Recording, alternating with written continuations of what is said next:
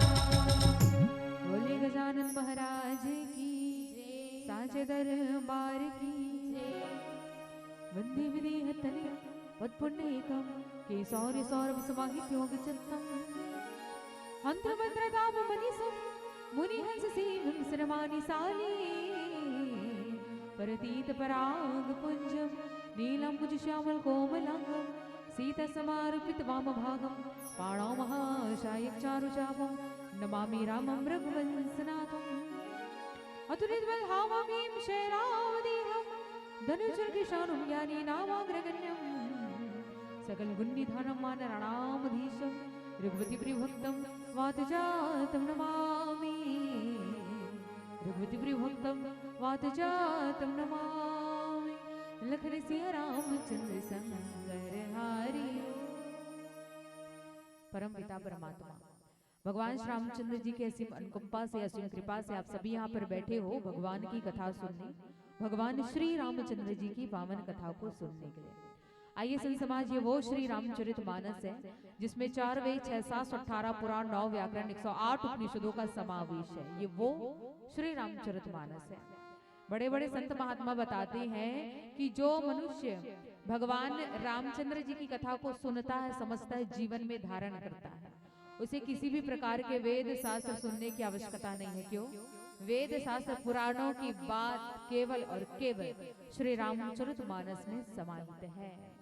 इसलिए बिल्कुल यहाँ पर बैठ करके तन मन धन लगा करके भगवान की कथा को सुनो। तन आपका लग चुका है, ये इतने ठंड में आप सभी सैकड़ों की संख्या में बैठे हो, बिल्कुल आपका तन लगा हुआ है। धन भी आपका लग चुका है, बिना चंदा के आयोजन नहीं हो सकता। आपका धन लगा है, तब हम आए हैं, साउंड लगा है, कैमरा लगा है, पंडाल लगा है। ये किसके बदौलत हुआ? आपके धन के बदौलत हुआ है। तो तन लग गया, धन लग गया, अब बारी है मन को लगाने की।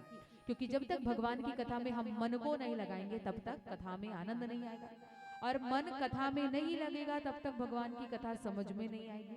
ऊपर से ये अरण्य कांड की कथा है।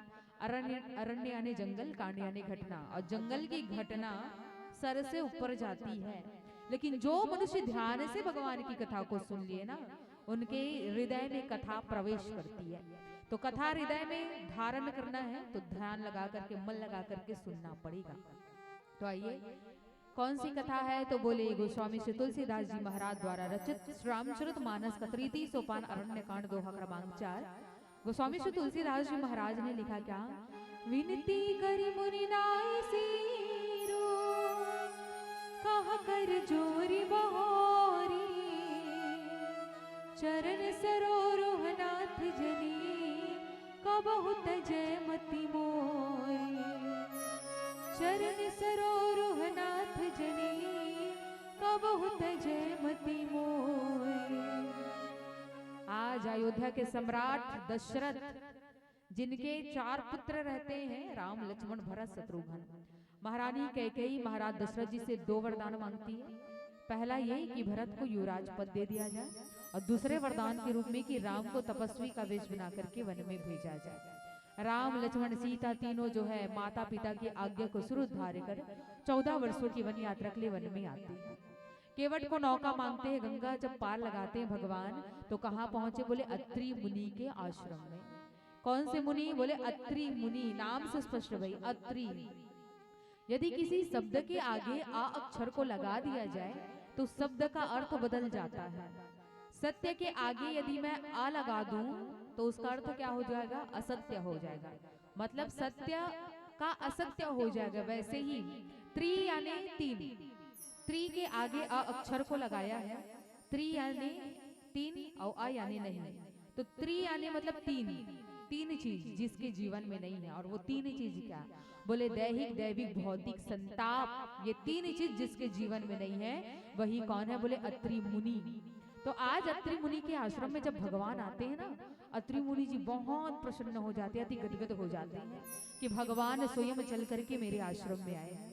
और यही कारण है कि अतिथि देवो भव क्यों कहा जाता है, क्योंकि पहले के समय में भगवान जब 14 वर्षों की वन यात्रा में गए ना, तो भगवान सब संतों के यहाँ, ऋषियों के यहाँ यही भगवान अतिथि बन करके जाते थे, और सारे संत मुनि भगवान को अपना अतिथि जान करके उनकी सेवा सत्कार करते थे। इसलिए आपके घर यदि कोई भी मेहमान आए, कोई भी अतिथि आए, तो बिल्कुल सेवा सत्कार करो, क्योंकि ना जाने किस रूप में भगवान हमको आकर मिल जाते हैं। इसलिए कोई भी रूप में भगवान आ ही जाते हैं, प्रकट हो जाते हैं। और आज अत्रि मुनि के आश्रम में ऐसे ही भगवान आए थे, तो भगवान को अपना अतिथि जान करके सुंदर सेवा सत्कार किया, चरण कमलों की वंदना की, कहा कि हे भक्त वत्सल करुणा वत्सल भगवान, आपके चरणों को मैं प्रणाम करता हूँ। हे श्याम शरीर वाले, हे गौर शरीर वाले। श्याम रंग वाले कौन है? बोले भगवान राम है। गौर यानी गोरा रंग। कर्पूर गौरम क्यों गाते हैं? क्योंकि भगवान शंकर का जो रंग है ना, वो कपूर जैसा गोरा है, इसलिए कर्पूर गौरम गाया जाता है। तो गोरे शरीर वालों को गौर शरीर कहा जाता है, गोरा रंग वाला कहा जाता है। तो गोरा रंग वाले कौन थे? बोले भैया लक्ष्मण। आज दोनों भाइयों के चरणों की स्तुति गाने कर रहे हैं अत्रि मुनि जी। और अत्रि मुनि जी कहते हैं क्या कि विनती करी मुनि नाई सिरु, कह कर जोरी बहोरी, चरण सरोरु नाथ जनी, कबहु तजय मति मोरी। चलिए देखिए, मुनि, ऋषि, संत, ब्राह्मण, चारों में अंतर होता है। ये नहीं आप किसी मुनि को ब्राह्मण नहीं कह सकते, आप किसी मुनि को ऋषि नहीं कह सकते, क्योंकि मुनि अलग होता है, ऋषि अलग होता है, ब्राह्मण अलग होता है, संत अलग होता है, चारों में अंतर है। लेकिन यहाँ पर किसकी बात हो रही है? मुनि की। तो मुनि किसे कहते हैं भाई? जो अपने मन में भगवान के नाम का चिंतन मनन करता हो, जो भगवान के नाम का मनन करता हो, ध्यान करता हो, हम उसे मुनि कहते हैं। तो आज अत्रि मुनि जी दिन रात भगवान की नाम का स्मरण किया करते थे। तो अत्रि मुनि की पुकार को सुन करके ही भगवान आए थे। अच्छा, ऋषि किसे कहते? ऋषि, री से रिसर्च करता, जिसे हम कलयुग में वैज्ञानिक कहते हैं, साइंटिस्ट कहते हैं। तो त्रेता युग में ऋषियों को साइंटिस्ट कहा जाता था, रिसर्च करता कहा जाता था। और आज भी कहा जाता है भाई। ज्योतिषाचार्य के पास जाना, कभी आपका भविष्य बता देगा, आपके भविष्य में बता देगा कि आपकी शादी कब होगी, किसके साथ में होगी, आपकी नौकरी लगेगी नहीं। रिसर्च करता है, उन लोग अपने ध्यान से मंत्र से पढ़ डालते हैं आपका भविष्य, इसलिए उनको ऋषि कहा जाता है। जो आपको बता देगा कि कब भूकंप आने वाली, कब वर्षा होने वाली है, इन सारी बातों को जो पहले से ही बता दे, उसे हम ऋषि कहते हैं। ब्राह्मण किसे कहते हैं? जो भगवान से प्रेम करता है, जो पूजा पाठ करवाता है, यज्ञ करवाता है, वेद उच्चारण करता है, मंत्र उच्चारण करता है, भिक्षा लेता है, उसे हम ब्राह्मण कहते हैं। जो भगवान से प्रेम करे ना, हम उसे ब्राह्मण कहते हैं। लेकिन भगवान जिनसे प्रेम करे, हम उसे संत कहते हैं। संत में यदि अम की मात्रा हटा दिया जाए तो वो सत बन जाता है। सत्य यानी सच्चाई, सत्य। तो जिसके जीवन में सत्य को धारण करने की सामर्थ्यता होती है, वही संत कहलाता है। और संत कोई भी हो सकता है, संत आप भी हो सकते हो, संत हम भी हो सकते हैं। बस हमारे जीवन में किसी भी प्रकार का झूठ नहीं होना चाहिए। हम बचपन से लेकर के मरते दम तक केवल सत्यवादी बने रहे, तभी हम संत कहलाएंगे। और सत्य स्वरूप कौन है? बोले राम है। तो राम को जिसने अपने जीवन में धारण कर लिया, ऐसा जीव, ऐसा मनुष्य संसार का महापुरुष अवतारी संत कहलाता है। तो चारों में अंतर है। तो आज यहाँ पर मुनि की बात हो रही है। तो मुनि, आज अत्रि मुनि जी भगवान के चरणों में विनती कर रहे हैं। क्या विनती कर रहे हैं? कि चरण सरोरुह नाथ जनी कबहु तजय मति मोरी, कि हे नाथ, हे राम जी, मेरी मति, मेरी बुद्धि हमेशा आपके चरणों में लगी रहे। मैं हमेशा आपका भजन करूं, कीर्तन करूं, कभी भी आपका भजन करना ना छोड़ूं। मैं सोते उठते जागते हर क्रिया में बस केवल और केवल मेरी मति आपके चरणों में लगी रही। मैं हर कार्य में केवल आपके चरणों को स्मरण करना चाहता हूँ, इसलिए मैं अपनी बुद्धि आपको समर्पित करता हूँ कि मेरी बुद्धि आप संभालो, मेरा मन जैसा करे आप उसे वैसा ही अपने चरणों में स्थान दो।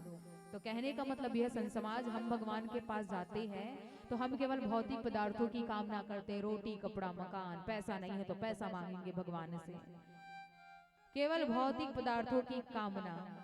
लेकिन असलियत में मांगना क्या है? भगवान से भक्ति मांगिए। भगवान से कहिए आप भी कि प्रभु हम तेरे तुम मेरे, केवल एक ही गांठ बांध लो कि भगवान से कुछ मांगो तो केवल यही कहो कि हम केवल आपका भजन करें, केवल आपकी भक्ति करें। और आज अत्रि मुनि ने यही कहा कि मेरी मति आपको समर्पित करता हूं प्रभु, जैसा आप इसे रखना चाहो। मेरी मति यदि आपके चरणों में रहेगी तो मैं कोई भी कार्य करूं, केवल सबसे पहले आपके चरण कमल मुझे दिखने चाहिए। इसलिए ऐसा वरदान आज अत्रि मुनि ने मांगा। भगवान तथास्तु कहते वरदान देते हैं, और जब वरदान देते हैं तो आइए आगे क्या होता है। सुंदर से भजन के पश्चात अनुसुईया जी के चरित्र अनुसुईया जी के चरित्र पर प्रकाश डालेंगे कि आज माता अनुसुईया आती है वहां पर। और ये माता अनुसुईया कौन है, थोड़ा सोच करके रखना भजन तक। भजन चलने के बाद मैं तुरंत आप लोगों से पूछूंगी कि माता अनुसुईया कौन है, तो आप लोगों को बताना पड़ेगा कि माता अनुसुईया कौन है। भाई थोड़ा अपने दिमाग पर जोर लगाना कि वाकई में माता अनुसुईया कौन है, जिसकी कथा आज हम यहाँ पर बताने वाले कहने वाले। तो एक सुंदर सा भजन श्री रामचंद्र की जय। राम आएंगे आएंगे राम आएंगे, राम आएंगे आएंगे राम आएंगे, मेरी झोपड़ी के खुल जाएंगे राम आएंगे, मेरी झोपड़ी के बागान खुल जाएंगे राम आएंगे। ओ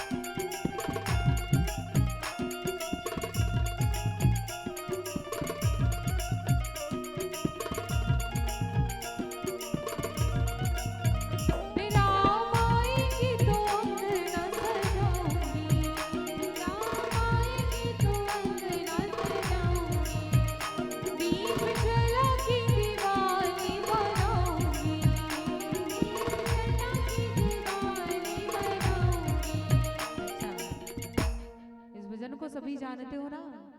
कौन कौन जानते हो? पर हाथ उठा के बताना। बिल्कुल सभी जानते हो भाई।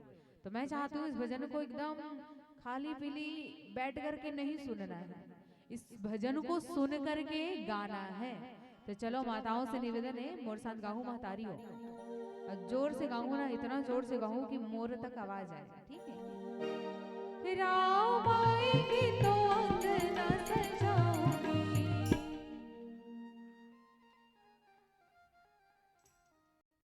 भैया हो तू मन गाऊंगा, दीप जला के दिवाली बनाऊंगी।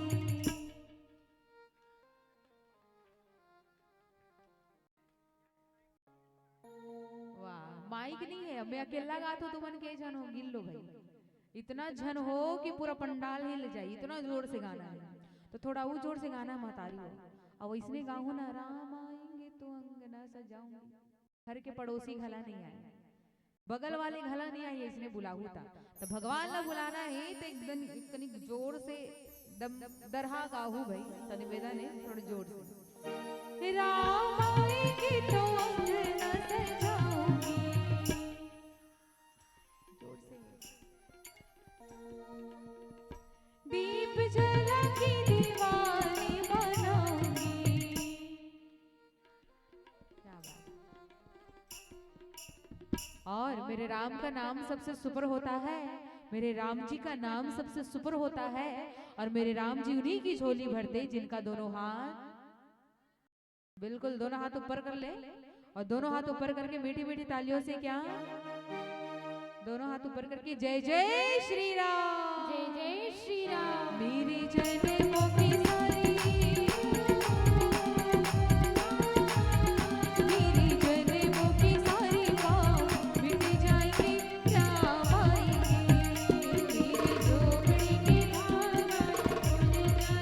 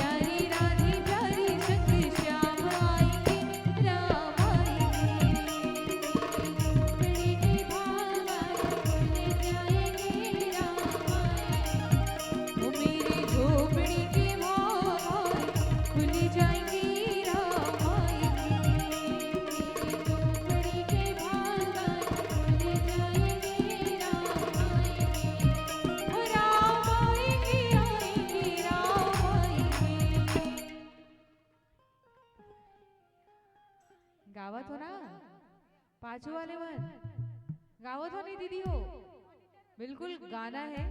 काबर की हमरो मन भगवान के चरणों में, भगवान के भजन में बिल्कुल दिन रात लगे रहे, तो बिल्कुल ओकर लिए गायल पड़ी भाई, राम आएंगे आएंगे राम आएंगे।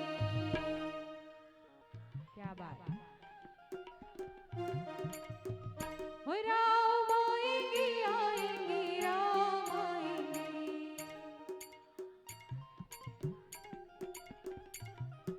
और दोनों हाथ उठा के जय जय श्री राम। जय जय श्री राम। मेरे जन्मों की सारी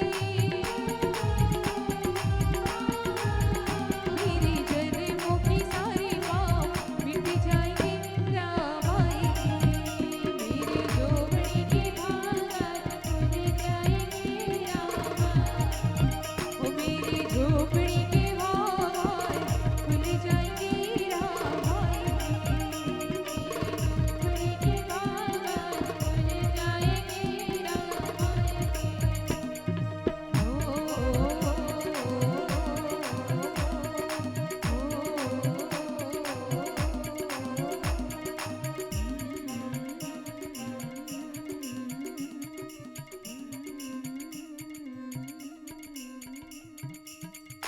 जय जय श्री राम। जय जय श्री राम। चलो कौन कौन ला याद आ गए माता अनुसुईया कौन है? किसी को याद नहीं आया?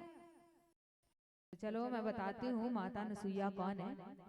अत्रि मुनि जी की पत्नी है माता अनुसुईया, और ये वो महान माता अनुसुईया है जिसने अपने सतीत्व के बल से, पतिव्रता धर्म के बल से इस संसार के चलाने वाले ब्रह्मा विष्णु महेश तीनों देवताओं को छोटे छोटे बच्चे बना करके अपने दुग्ध के स्तनपान करवाती है। वो अनुसुईया माता है।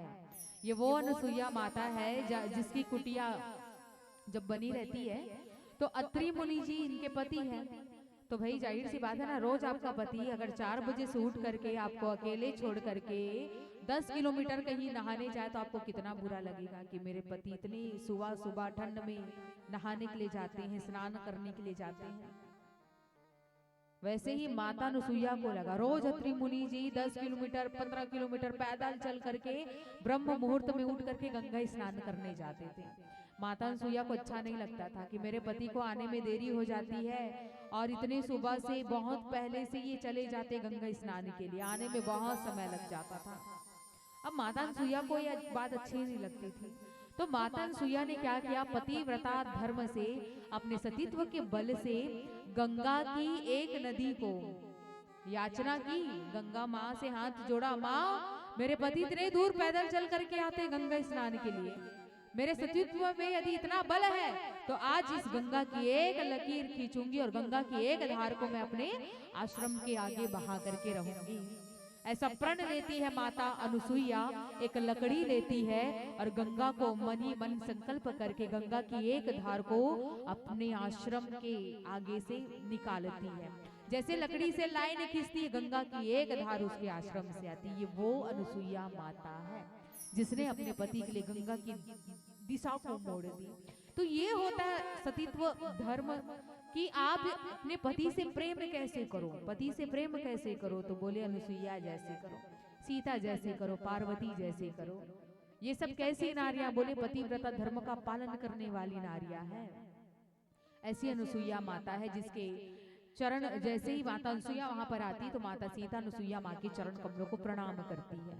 माता सीता कौन है? संसार की माता, जगत की जननी है, और जगत की जननी अनुसुईया माता के चरण कमलों को प्रणाम कर रही। कहने का मतलब ये है कि माता सीता अनुसुईया माँ के स्वरूप में माता कौशल्या को देख रही है। आज उनके सामने जो अनुसुईया है कोई अनुसुईया नहीं है, उनकी सास स्वरूप माता कौशल्या जी की तरह है। तो अपनी सास स्वरूपा जान करके अनुसुईया जी के चरण कमलों को प्रणाम करती है। और ये हर बहू में ये धर्म होना चाहिए, इतना समझ होना चाहिए हर बहू को कि वो अपनी सास को माँ जान करके, माँ समझ करके उनके चरणों की सेवा करे, उनके चरणों को प्रणाम करे। क्योंकि पत्नी का 2 धर्म होता है। एक धर्म होता है उसके पति के चरणों में रति करना, दूसरा धर्म होता है कि पति के माता पिता अर्थात सास ससुर को अपना माता पिता जान करके उनके चरणों की सेवा करना। ये 2 धर्म नारी जीवन का कल्याण करता है, और ये 2 धर्म नारी के जीवन का होना चाहिए। माता सीता ने पति के चरणों में तो वो अथाह प्रेम करती थी, तभी 14 वर्षों की वन यात्रा के लिए आई थी। एक धर्म निभाया और आज दूसरा धर्म भी निभा रही है कि माता अनुसुईया जी को अपनी सासू माँ जान करके उनके चरण कमलों को प्रणाम कर रही है। लेकिन कलयुग में क्या चल रहा है? सास बहू को देख करके मुंह मोड़ती है, बहू सास को देख करके मुंह मोड़ रही है। 36 का आंकड़ा जिसे कहते हैं, 36 कैसे लिखते? 3 और ये 6, 3 का मुंह इधर, 6 का मुंह इधर। एक सास एक बहू है, जिसका मुंह ही नहीं मिलता है, जिसका विचार नहीं मिलता है, ऐसे सास और बहू के रिश्ते को 36 का आंकड़ा कहा जाता है। तो 36 का आंकड़ा नहीं करना, इसके 63 का आंकड़ा करना है कि सास और बहू का विचार धारा कैसा हो तो एक जैसा हो। तो आज अनुसुईया और माता सीता की विचार धारा अनेक है, दोनों ही पतिव्रता धर्म का पालन करने वाली नारियां हैं।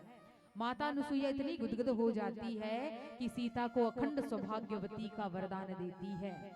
और अखंड सौभाग्यवती का वरदान, कितना सौभाग्यवान है माता सीता, सौभाग्यशाली है माता सीता कि एक पतिव्रता नारी के मुख से वो सौभाग्यवती का वरदान पा रही है।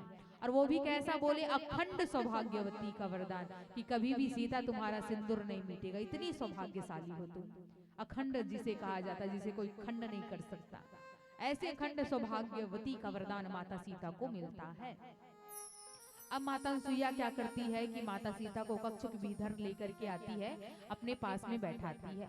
और ये व्यवहार हर सासू माँ का होना चाहिए, जिसके घर में बेटी उसका भी स्वभाव होना चाहिए, उसकी माँ का भी ये आचरण होना चाहिए, स्वभाव होना चाहिए कि जब भी आपके यहाँ नई नवेली दुल्हन आए, आपके यहाँ आपकी बेटे की पत्नी आए, आपकी नई बहू आए, तो बिल्कुल आप उसे अपने कक्ष में बैठाओ, पास में बैठाओ और अपने घर के पूरे रीति रिवाज को समझाओ। क्योंकि भाई आपके घर का रीति रिवाज एक माँ कैसे समझाएगी? माँ तो बस केवल अपनी बेटी को यही कह करके भेजेगी ना कि सास ससुर के चरणों की सेवा करना, परिवार को संभाल करके रखना, केवल यही सिखा करके भेजेगी बेटी। लेकिन आपके ससुराल में क्या नियम है, क्या रीति रिवाज है, इसे कौन बताएगा? इसे केवल और केवल एक सास अपने बहू को ही बता सकती है। और आज माता अनुसुईया सीता जी को यही संदेश दे रही है, यही बातें बता रही है। क्यों? क्योंकि सीता वन में आई है और वन का रहन सहन कैसे होता है, ये आज माता अनुसुईया सीता जी को बताने वाली है। दिव्य वसन भूषण पहिराए, जय नित नूतन अमल सुहाए। अब माता अनुसुईया क्या करती है, अपनी बेटी से दिव्य वसन, वसन यानी वस्त्र, भूषण यानी आभूषण यानी गहने, वस्त्र और आभूषण निकाल करके माता सीता को देती है।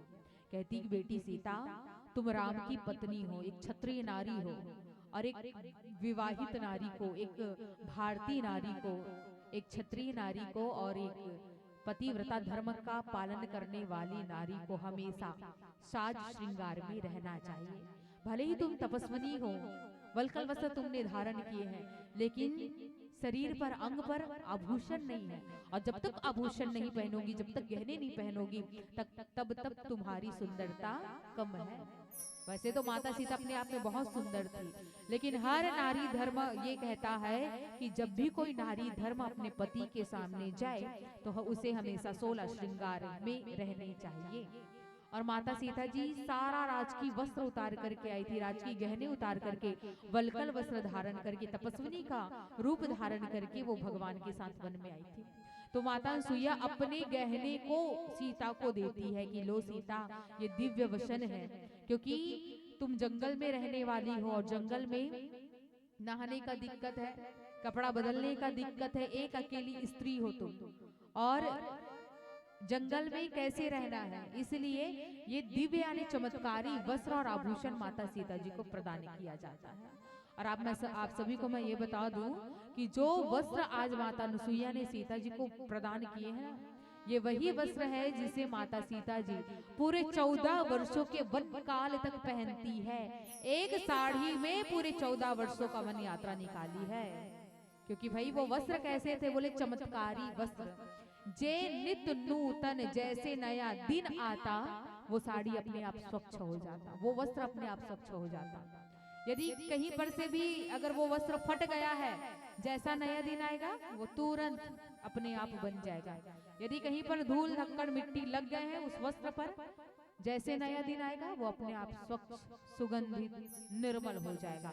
ऐसे चमत्कारी वस्त्र अनुसुईया ने सीता जी को प्रदान किया और यही वस्त्र को 14 वर्षों तक माता सीता ने अपने अंग पर धारण किया।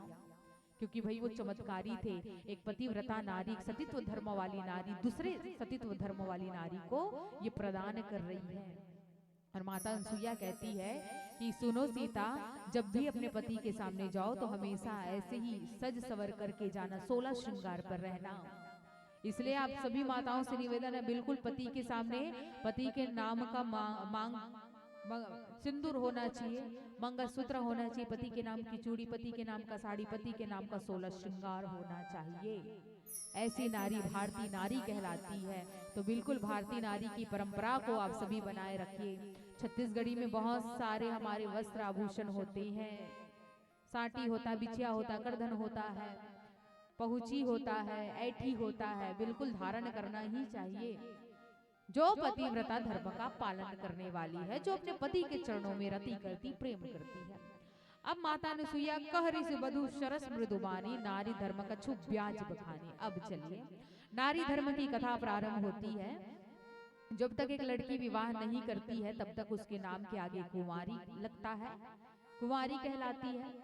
यदि उस लड़की का विवाह होता है, विवाह के पश्चात वो नारी कहलाती है, और जब वो किसी बच्चे की माँ बन जाए तो वो महतारी कहलाती है। तो नारी के 3 स्वरूप होते हैं, कुंवारी, नारी और महतारी। तो आज जिसकी चर्चा करना है वो नारी धर्म की चर्चा करनी है। तो नारियों के अंदर 3 गुण होना बड़ा जरूरी है। नारी के अंदर 3 गुण होना बड़ा जरूरी है कि वो तो सबसे पहले पति के अनुकूल हो, क्योंकि पति के अनुकूल होना बहुत जरूरी है। पति के अनुकूल यानी पति के मन के इच्छा अनुसार आपको ढलना पड़ेगा। पति क्या चाहता है आपसे, क्या उम्मीदें हैं पति के चरणों में, ये आपका प्रेम, दृढ़ प्रेम होना चाहिए। सबसे पहली बात तो आप पति के अनुकूल रहोगे, दूसरा बात दृढ़ प्रेम होना चाहिए, और तीसरा हरि पद कमल विनीत। आपका पति के चरणों की सेवा के साथ साथ भगवान की भक्ति भी होना चाहिए, भगवान का भजन होना चाहिए। तो नारियों के अंदर ये 3 गुण होना चाहिए, क्योंकि माता पिता भ्राता हितकारी मित्रप्रद सब सुनो राजकुमारी। जब तक आपका विवाह नहीं हुआ है, कुंवारी लड़कियों के लिए आपके माता पिता, गुरुजन, सखे संबंधी एक सीमित समय तक आपका साथ देंगे। जब तक आपका विवाह नहीं हुआ तब तक आपका पालन पोषण आपके माता पिता, गुरुजन, परिजन, सखे संबंधी करेंगे। लेकिन यदि आपका विवाह किसी से हो जाता है तो आपका कोई उम्र भर साथ निभाने वाला है तो वो केवल और केवल आपका पति है, केवल आपका पति है। मरते दम तक आपका कोई पालन पोषण करेगा तो वो केवल आपका पति है। इसलिए पति को परमेश्वर जानो, अमित दानी भरता बैदेही अधम सो नारी जो सेवनते ही। जो नारी अपने पति के चरणों की सेवा नहीं करती है, पति को नहीं मानती है, पति का अपमान करती, पति का नाम लेती, पति को भला बुरा कहती है, ऐसी नारी अधम नारी मानी जाती है। अधम यानी नीच, और नीच की श्रेणी आप सभी जानते हो, नीच मानी जाती है, पापनी नारी मानी जाती है, जो नारी पति की सेवा नहीं करती है। आगे गोस्वामी बाबा जी ने लिखा, क्या धीरज धर्म मित्र और नारी आपातकाल परिखई यही चारी। धीरज धर्म मित्र और नारी, ये 4 लोगों की परीक्षा होती है। नारी की परीक्षा क्या होती है, आपके धीरज की परीक्षा होगी कि यदि आपका पति रोगी ग्रस्त है तो आप अपने पति के दुख में साथ देते हुए या नहीं, आपकी परीक्षा होगी। सुख में जितना साथ निभा रही उतना साथ दुख में निभाती हो कि नहीं, परीक्षा होगी आपकी। आपके धर्म की परीक्षा होती है कि आप पति के चरणों की सेवा के साथ साथ धर्म में कितना लीन हो, ये आपकी परीक्षा होगी। तो ये नारियों की परीक्षा ली जाती है। आपका पति जैसा भी हो, रोगी हो, मूर्ख हो, निर्धन हो, अंधा हो, बहरा हो, लूला हो, लंगड़ा हो, काना हो, जैसा भी हो, आपका पति आपके लिए देवता के समान होना चाहिए। विवाहित नारियों के लिए स्पष्ट लिखा है कि आपका पति ही आपका परमेश्वर है। आप पति को परमेश्वर मानने के बाद भगवान को पति नहीं मान सकती हो। विवाहित नारियों के लिए, आप सभी शादीशुदा नारियों, आपका पति ही आपका भगवान है, आपका पति ही आपका देवता है। आप विवाह के पश्चात भगवान को पति नहीं मान सकती हो। कुछ नारियां होती है कि भगवान को पति मान बैठती है, लेकिन नहीं, विवाह के पश्चात आपका पति ही आपका भगवान है, भगवान को पति नहीं मान सकती। भगवान को पति कौन लोग मान सकते, बोले कुंवारी लड़कियां या विधवा औरत या विधवा नारियां या विधवा महिलाएं। विधवा महिलाओं के लिए परमेश्वर उसका पति होता है और विवाहित नारियों के लिए उसका पति ही परमेश्वर होता है। बिल्कुल क्लियर कर लीजिए। तो आपका पति ही आपका देवता है। व्रत मत करो, नहीं करना भारा मत करो, उपवास नहीं करती हो मत करो, कोई दिक्कत नहीं है। लेकिन पति से 2 मिनट बैठ करके प्रेम से बिल्कुल बात करो। भगवान इतने में प्रसन्न हो जाते हैं, आपका पति इतने में प्रसन्न हो जाएगा। कोई बात नहीं, मेरी पत्नी मेरे लिए व्रत नहीं करती, उपवास नहीं करती, कोई बात नहीं, कम से कम मुझसे प्रेम पूर्वक बात तो करती है, इतने में संतुष्ट आपका पति। तो बिल्कुल आप अपने पति, आपका पति जब भी कमा करके घर आए तो बिल्कुल 1 गिलास पानी देकर के पति के चरणों की सेवा करो, इतने में ही आपके पति की लंबी आयु बढ़ जाएगी।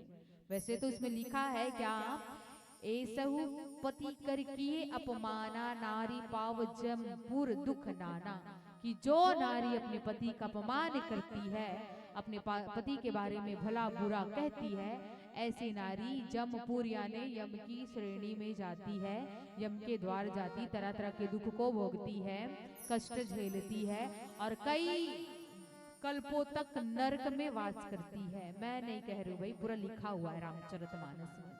और आइए आगे और क्या है नारी धर्म के बारे में एक सुंदर से भजन के पश्चात हम जाने। श्यावर रामचंद्र की जय। कितना रुलाती है, पास बुलाती है, कितना रुलाती है, पास बुलाती है, याद तुम्हारी जब जब मुझको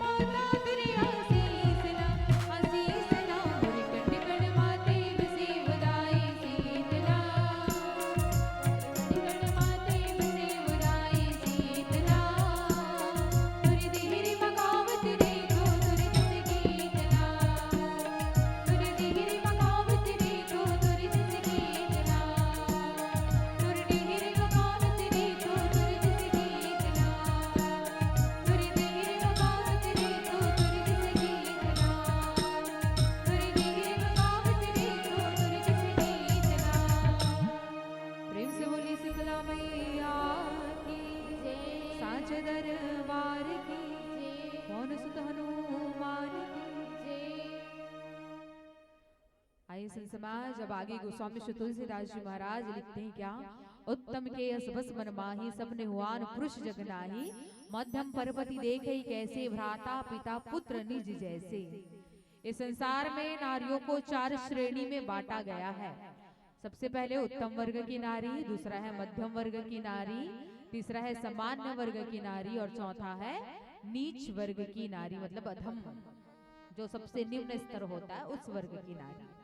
तो संसार में उत्तम वर्ग की नारी मतलब इसे कहा गया है, इसे ही पतिव्रता कहते हैं या इसे सतीत्व कहते हैं। तो जिनको सतीत्व का मतलब नहीं पता वो अब समझ लें कि सतीत्व किसे कहते हैं। जो अपने मन में अपने पति के अलावा पर पुरुष का ना तो दर्शन करती है, न तो बातचीत करती है, न तो चिंतन मनन करती है, ऐसी नारी संसार की पतिव्रता धर्म का पालन करने वाली नारी कहलाती है, जो केवल और केवल अपने पति के चरणों में रति करे। अच्छा, आप सभी नारी समाज है और नारी समाज का एक मंत्र सूत्र होता है, एक सूत्र मंत्र होता है भाई, और वो क्या कि एक ही धर्म एक व्रत नेमा काय वचन मन पति पद प्रेमा। उत्तम वर्ग की नारियों के लिए ये गांठ है कि वो एक ही धर्म करती है, एक ही व्रत करती, एक ही नियम करती है, पूरे तन मन से पति के चरणों में वो समर्पित रहती है, केवल और केवल पति के चरणों में प्रेम करती, पति के चरणों में रति करती, पति के चरणों में अपना सर्वस्व दान करती है। उसे कहते हैं उत्तम वर्ग की नारी या पति व्रता धर्म का पालन करने वाली या सतीत्व का निर्वहन करने वाली नारी। तो जो नारी केवल और केवल अपने पति को देखो स्वप्न में भी पर पुरुष का दर्शन नहीं करती है, ऐसी नारियां उत्तम वर्ग की नारियां।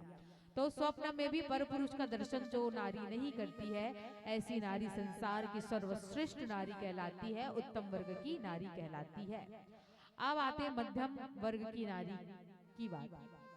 तो मध्यम वर्ग की नारी के लिए थोड़ा सा छूट है कि वो अपने पति के अलावा दूसरे पुरुष को कौन से रूप में देखे। तो बोले मध्यम परपति देखे कैसे भ्राता पिता पुत्र निज जैसे, कि कोई पुरुष यदि आपसे बड़ा है तो उसे पिता की दृष्टि से देखो, आपके बराबर है तो भाई जैसा समझो, और आपसे छोटा है तो बेटे की तरह देखो। ये मध्यम वर्ग की नारी है। लेकिन पति को परमेश्वर जानो, पति को परमेश्वर मान करके दूसरे के पति को पिता भाई और बेटा के रूप में देखना चाहिए। अब आते हैं सामान्य वर्ग की नारी। तो सामान्य वर्ग की नारियों के लिए ये है कि आप अपने पति के साथ, पति कमा रहा है तो पत्नी भी कमाती है, पति भोजन कर रहा है तो पत्नी भी करेगी, लेकिन पति के चरणों की सेवा होनी चाहिए, तब जाकर के आप सामान्य वर्ग की श्रेणी में आओगे। तो पति की सेवा के साथ साथ पति से कदम मिला करके चलती है, ऐसी नारी सामान्य वर्ग की श्रेणी में आती है। अब आते हैं कौन से वर्ग की, बोले निम्न या अधम वर्ग की नारी वर्ग की श्रेणी में। तो जो नारी बिनु अवसर भय ते रह जोई, जाने अधम नारी जग सोई। जो भयवश आकर के विवाह करती है, जबरदस्ती विवाह के संबंध में पड़ती है, पति को प्रेम नहीं करती, पति के लिए व्रत नहीं करती, पति की सेवा नहीं करती है, ऐसी नारी अधम वर्ग की श्रेणी में आती है। रौ रौ कल्प नरक का भुगतान करती है। जो पति को धोखा देती है, पति का नाम लेती है, 4 समाज में पति को अपमान करती है, ऐसी नारी यम के द्वार जाती है। रौ रौ यानी 100 कल्प नरक का भुगतान करती है। 100 कल्प छोड़ो, एक कल्प समझो कि एक कल्प होता क्या है। 4 युग मिल करके एक कल्प बनता है। सतयुग, त्रेता, द्वापर, कलयुग, जब ये चारों युग निकलता है तब जाकर के एक कल्प बनता है। तो जो नारी अपने पति को धोखा देगी, पति के चरणों की सेवा नहीं करेगी, वो यम के द्वार जाएगी, यम की श्रेणी में जाएगी और कई कल्प नरक में भुगतान करेगी। और अंत में गोस्वामी बाबा जी ने लिखा क्या, पति प्रतिकूल जन्म जह जाई, विधवा होई पाई तरुणाई। कि जो नारी इस जन्म में अपने पति के अलावा दूसरे पुरुष के साथ संबंध बनाती है, पति के अनुकूल नहीं चलती है, पति के प्रतिकूल चलती, पति का कहना नहीं मानती, पति का बात नहीं मानती है, और दिन भर पति को सुनाती है, ऐसी नारी अगले जन्म में जहां भी जाकर के जन्म लेती है वो कुंवारी में विधवा बन जाती है। इतना भयंकर परिणाम है पति चरणों की सेवा न करने का। तो बिल्कुल जैसा बन पड़े, जितनी सामर्थ्यता है उतना व्रत कर लो, उतना उपवास कर लो, उतना नियम कर लो, और उसे कहीं ज्यादा सर्वश्रेष्ठ है कि पति से निस्वार्थ भाव का प्रेम कर लो। जो नारी पति से प्रेम करती है वो किसी भी प्रकार के भावकूप में नहीं पड़ती है, किसी भी प्रकार के कष्ट में नहीं जाती, किसी भी प्रकार का दुख नहीं भोगती है। तो बिल्कुल पति के चरणों की सेवा होना चाहिए, क्योंकि जिनके यहाँ जिस पति और पत्नी में 5-5 गुण हो उसके यहाँ भगवान जन्म लेकर के आते हैं। तो विवाह के पश्चात निर्वाह होना जरूरी है। विवाह के पश्चात विवाद नहीं होना चाहिए। जिस पति और पत्नी के जीवन में विवाह के पश्चात विवाद होता है उस पत्नी का भी जीवन खराब है, पति का भी जीवन खराब है। तो विवाह के पश्चात निर्वाह होना चाहिए। निर्वाह कैसे होना चाहिए? तो राम सीता जैसे होना चाहिए, शंकर पार्वती जैसा होना चाहिए। ऐसा विवाह करो, क्योंकि रामचरितमानस में 4 विवाह हुए हैं। राम सीता का विवाह हुआ है, शंकर पार्वती का विवाह हुआ है, और शूर्पणखा राम का विवाह, और नारद और विश्वमोहिनी का विवाह बताया जाता है। तो ये 4 विवाह हुए हैं, जिसमें से 2 विवाह सफल है, 2 विवाह असफल है। और उसके पीछे का कारण क्या है? तो राम सीता तो ज्ञान वैराग्य, ज्ञान और भक्ति है, विवाह होना ही है। और शंकर पार्वती कौन है? श्रद्धा विश्वास है, विवाह होना जरूरी है। लेकिन शूर्पणखा क्या है? वासना है, तामसी है। किसी भी पुरुष को देखती थी ना पागल हो जाती थी, मैं इसे शादी करूंगी, मैं इसे शादी करूंगी। पूरे लोक में वो अपना पति ढूंढती थी, पूरे लोक में। तो शूर्पणखा नीच वर्ग की श्रेणी थी, जो अपना भाई, बेटा और पिता, ये तीनों में कोई भेद नहीं जानती थी, इसकी परवाह नहीं करती थी, कोई फिक्र नहीं करती थी। ऐसी नारी थी शूर्पणखा, जिससे मन लगे उससे शादी करने का मन बना लेती थी। राम लक्ष्मण को जब देखा पंचवटी में तो विकल सी हो गई, पागल सी हो गई कि मुझे राजकुमार से विवाह करना है। चलो एक के पीछे पागल होती तो भी समझ में आता, शूर्पणखा तो राम लक्ष्मण दोनों को देख करके विकल हो गई थी। ऐसी ये वासना वाली नारी थी। तो वासना का विवाह कभी भी ज्ञान के साथ नहीं हो सकता। इसलिए जहाँ वासना है वहाँ राम नहीं, जहाँ काम है वहाँ राम नहीं हो सकता। और वासना काम की प्रतीक है, शूर्पणखा काम की प्रतीक है।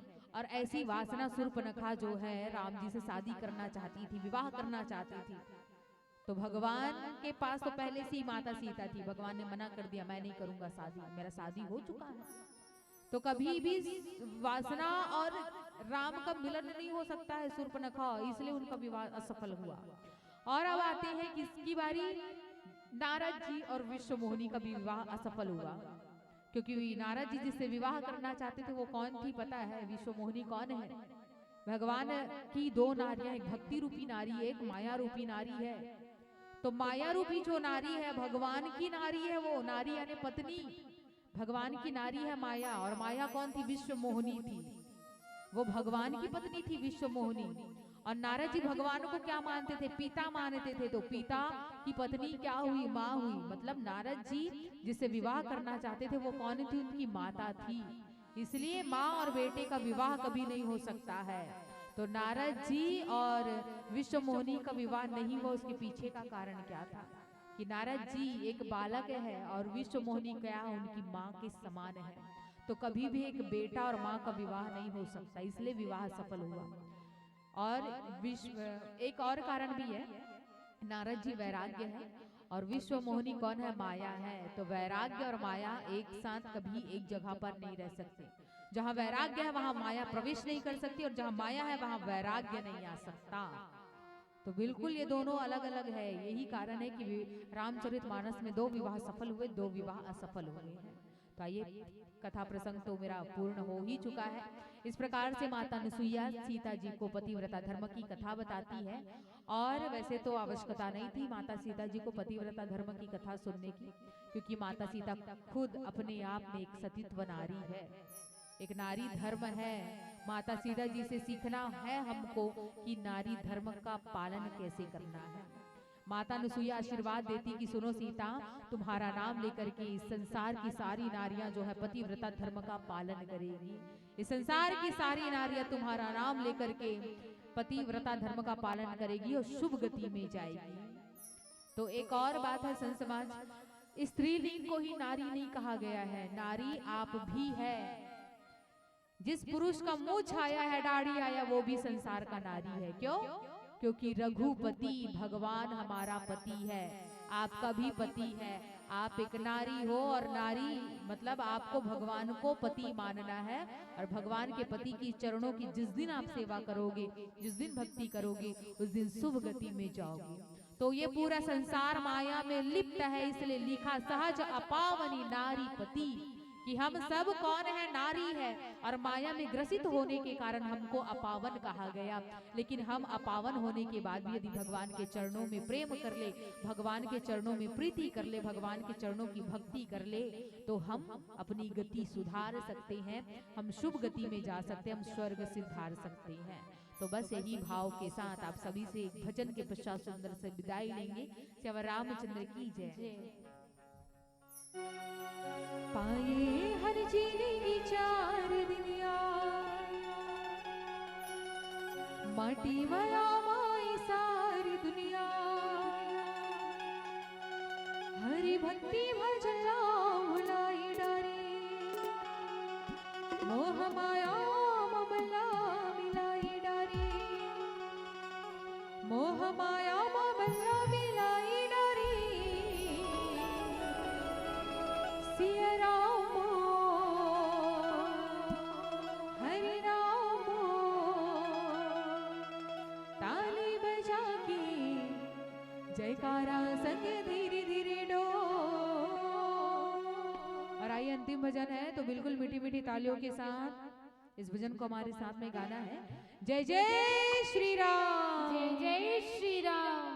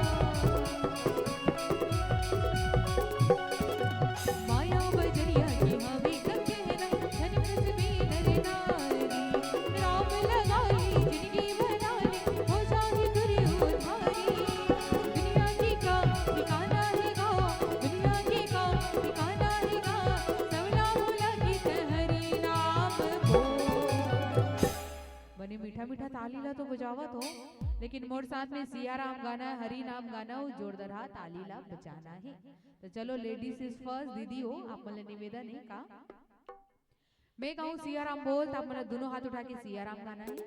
मैं गाऊं हरि नाम बोल तो भैया हो आप मला हरि नाम गाना है। गाऊ नहीं रुको, गाऊ नहीं बाजू वाले मन सिया राम बोल, बोलो न वो, एक साथ बोलो संग्रह। सिया राम बोल, क्या बात। हरि नाम बोल। आगू डान वाले मन चुप पे रहो भैया, पाछू वाले मन कैसे करा थे देखना है। चलो पाछू वाले मन भैया हो। हरि नाम बोल, हाँ सिया राम बोल, हरि नाम बोल। और दोनों हाथ उठा के कावर की चना हुई चबाते जेकर मुंह में दांत होते, चना हुई चबाते जेकर मुंह में दांत होते, और ताली हुई बजाते जेकर दोनों। कौन कौन ला दे? हमला दे भाई, तुम्हारा नहीं देगा दे ना। बिल्कुल दोनों हाथ ला उठाना, जोर लगाना, जोर लगा के जयकारा लगाते हुए बोले सांचे दरबार की। सिया राम बोल, हरि नाम बोल, ताली बजा की जयकारा सखी धीरे धीरे डोल। हरि नाम बोल, ताली बजा की जयकारा सखी धीरे धीरे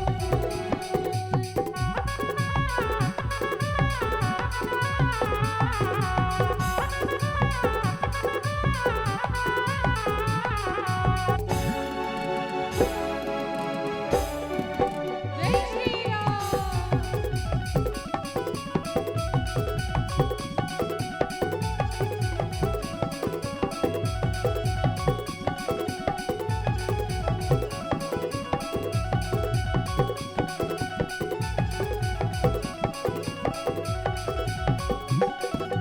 माया बजरिया की हवी का कहना, धन खस भी नर नारी। राम लगा ली जिंदगी बना ली, हो जाने करी उधारी।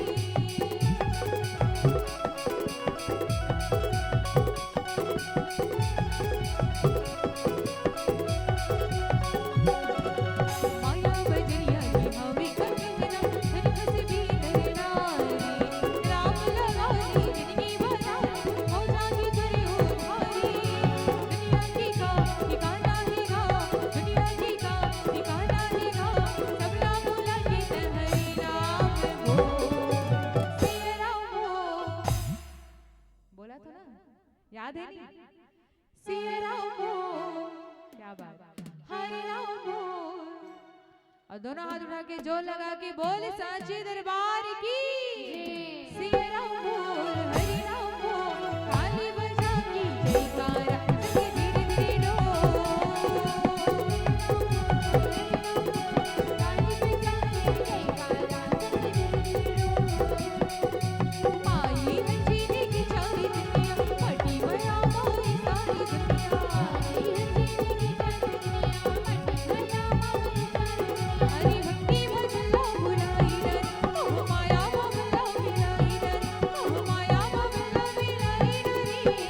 चलो सिया राम बोल, हरि नाम बोल। क्या बात। सिया राम बोल, हरि नाम बोल, ताली बजा की जयकारा सखी धीरे धीरे डोल। हरि नाम बोल, ताली बजा की जयकारा सखी धीरे धीरे डोल। सिया राम बोल, हरि नाम बोल, ताली बजा की जयकारा सखी